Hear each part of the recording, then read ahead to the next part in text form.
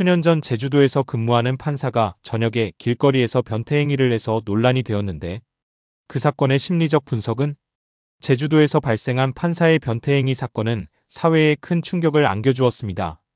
특히 가해자가 사회적 지위가 높은 법조인이었다는 점에서 더욱 큰 비난을 받았습니다. 이 사건은 단순히 개인의 일탈 행위를 넘어 우리 사회가 안고 있는 성폭력 문제와 법조인의 윤리의식에 대한 근본적인 질문을 던졌습니다.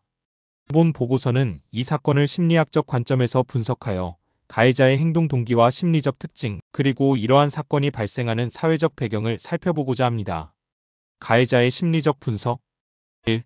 성적 욕구의 왜곡, 성도 착증 가능성.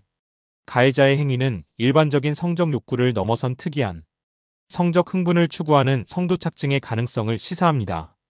대상 선택의 특징. 공공장소에서 불특정 다수를 대상으로 한 행위는 익명성을 추구하는 성도 착증의 한 유형일 수 있습니다. 반복적인 행동.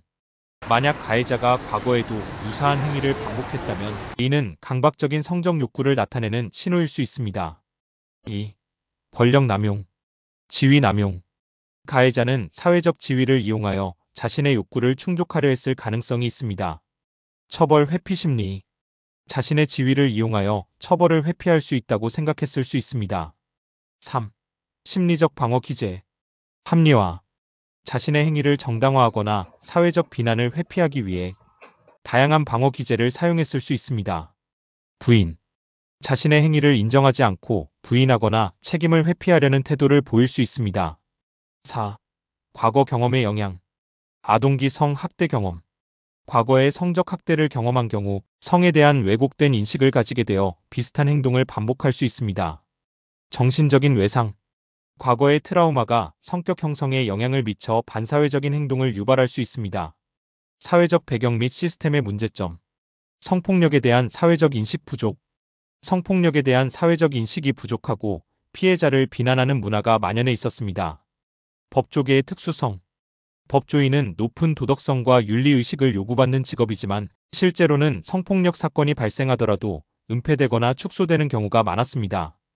권력형 성범죄에 대한 처벌 강화 필요성. 권력형 성범죄에 대한 처벌이 미흡하여 가해자들이 솜방망이 처벌을 받는 경우가 많았습니다.